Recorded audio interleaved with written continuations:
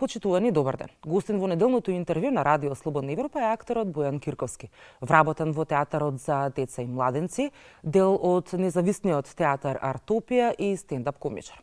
Кирковски, во која од овие три животни улоги најдобро се снаоѓате? Ова снаоѓате ме подсетува на татко ми и мајка ми кои ќе ми испратеа порано. Оди, снајди се негде. Не знам, цел свет додека пробува да има успех во своите кариери, ние се уште се снаоѓаме. Така да сакам да кажам дека можеби повеќе уживам во овие три професии, ако можем да ги кажем дека се различни професии. И секој има различна одговорност, нели? Во детскиот театар е она каде што ја имам одговорноста за целата таа публика што треба да порасне и што треба да однесе во себе некое образование, некоја култура за театар. Со Артопија го имаме оној политички или социјално ангажиран театар, каде што можеме да искритикуваме работи. И тука е стендапот каде што можеме да се забавуваме и да ги смееме сите, да си смееме себе си и цел овој апсурд што ни се случува. Ако хипотетички сте дел од комисија која што би требало да даде награда Оскар или евентуално Еми за најдобра серија, кој македонски политичар или која македонска партија би била кандидат за да ја освои наградата најдобра глума во македонско општество? Голема би била конкуренцијата, бидејќи што знам, мислам дека имаме доста талентирани политичари кои би можеле да добијат Оскар. Не би можел некој конкретно да издвојам, бидејќи се плашам дека ќе ми се налути некој друг. Навистина добро се трудат сите да бидат на некој начин искрени. Можеби би издвоил некој градоначалник, можеби последнава градоначалничка и цел овој сообраќаен хаос што се случува во градов и овој прекрасен воздух што го дишеме. Можеби, не знам, некако би ги издвоил нив за најголем Оскар, и тука се и нели, мислам, стварно е голема конкуренцијата, Министерство за образование, Министерство за здравство, случаи онкологии, судство и сите тие работи, мислам дека ќе има голема борба. Тоа е во однос на глума пред народот. Како би ги поделил во категорија македонските политичари, евентуално партиите, кога би требало да ги поделиме по номинации за Оскар? Сигурно би било како, не знам, би било награда за харизматичен лажго, награда за брутален лажго, награда за искрен лажго, награда за, не знам, за странски лажго, за лажго од странско говорно подрачје.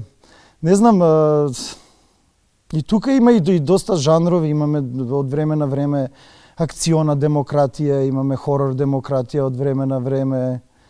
Така да, комплицирано е, треба да седнеме и убаво тоа да го разгледаме.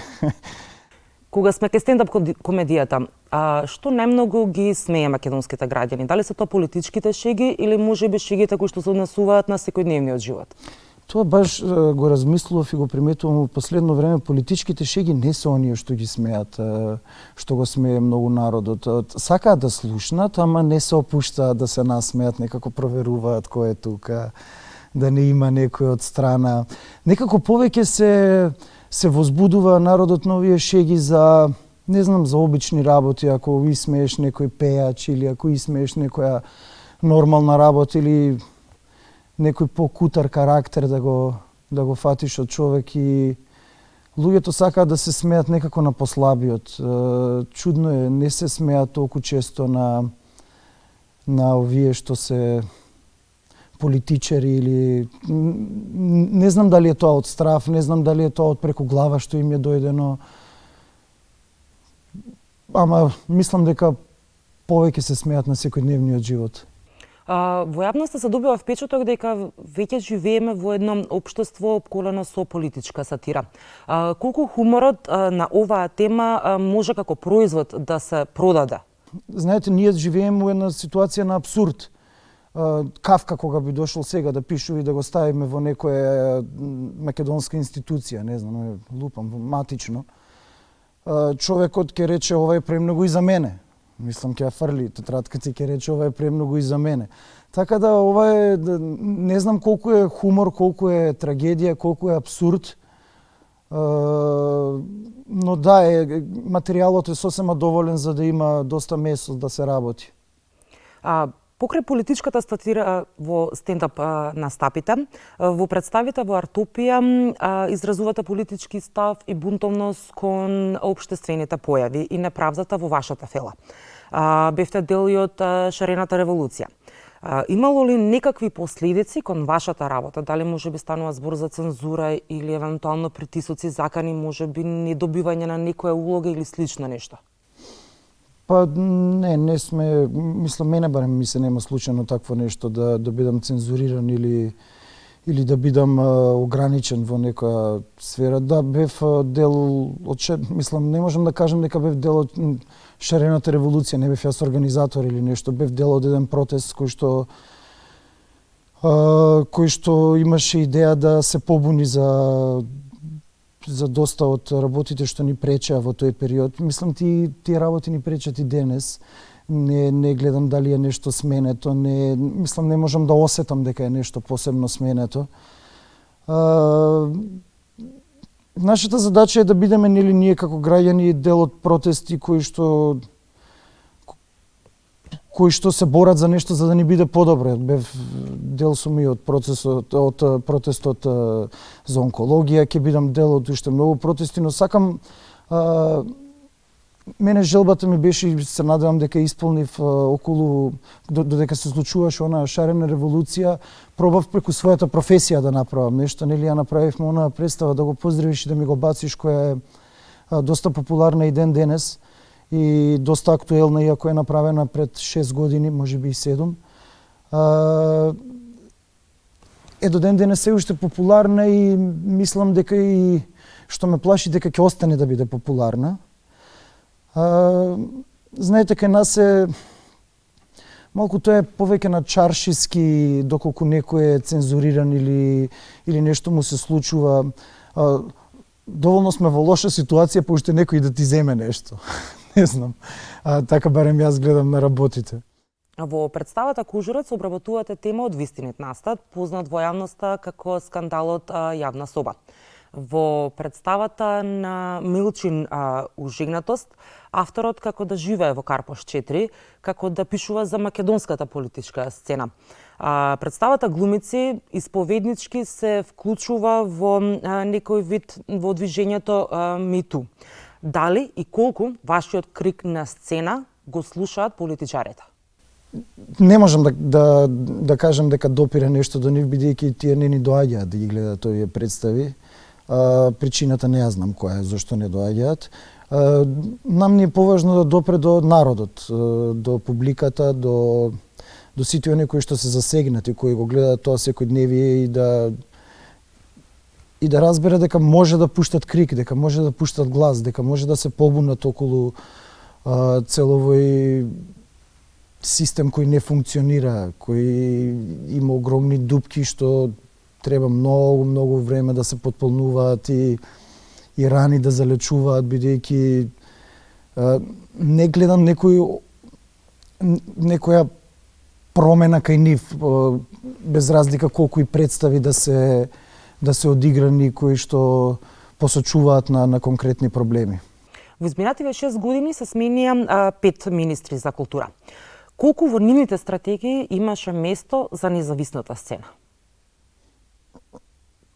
Па, не знам, во 6 години 5 министри да се сменат, тоа едноставно не гледам дали постои некаква стратегија околу тоа. А поготово да погледнеме во стратегијата на одделно на некој министер. Тоа е некако ми е нонсенс дури и да барам нешто, бидејќи тоа е прекратко време. Јас разбирам дека постои некој мандат, па да видиме некој дали ќе заврши работа за тој мандат и да го видиме цел тој процес. 5 министри за 6 години, не знам ни дали успеале луѓето подписот да го сменат и печатите од едно до друго. Не знам, комплицирано ми е. Не сум голем фан на тоа што се случува. Не ни знам зошто се случува. Малку ми личи на немање идеја, али се надевам дека не е така. Во тој контекст имаш ли доволно пари во Министерството за култура наменето за независните театри? Па проблемот не е во тоа дали има пари или нема пари, нели, ние сме навикнати на тоа да го слушаме дека нема пари никогаш кај нас. Проблемот е во тоа како се распределуваат парите и кој ги добива парите и дали тој треба да ги добие парите. Некако е, ако разговараме на некој начин, ако е тоа буџет на едно семејство и доколку треба да се купат основни намирници за дома или да се платат сметки или такви работи, ние решаваме дека, што знам, ќе купиме 400 пара чорапи, иако не ни се потребни. Така да најчесто тие проекти одат кај некој што не придонесува и нема некаков посебен раст во културата и посебен прогрес. Планот не знам, едноставно е неплански све.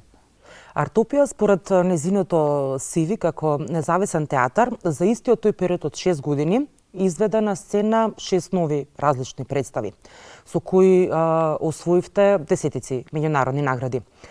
Колку од овие представи добие некаква финансиска или било каква подршка од Министерството за култура или можеби од градските власти? Па добиваме ние некаква подршка, нели, нормално аплицираме на тие конкурси. Неблагодарно е да кажам дека не сме добиле, нели, нормално сме добиле проекти. Пак ќе кажам, проблемот е во тоа што тие пари не се доволни за да развиеме една алтернативна сцена, не се доволни за да направиме еден бран на нови размислувања, бран на млади луѓе што ќе кажат своји ставови, што ќе променат нешто, некоја жабокречина што е останата долги години во државава и не прогресира, жално, но не прогресира. Ама ме радува фактот дека постојат дека се јавуваат многу алтернативни групи, дека се јавуваат многу алтернативни уметници, дека многу социјално ангажирани уметници сакаат да го кажат својот став и тоа е добро. Тоа е добро и се надевам дека некој ќе има око да го види тоа и дека ќе има уво да го чуе тој глас, таа болка и да одвои повеќе средства или ако ништо друго да го промовира на некој подобар начин.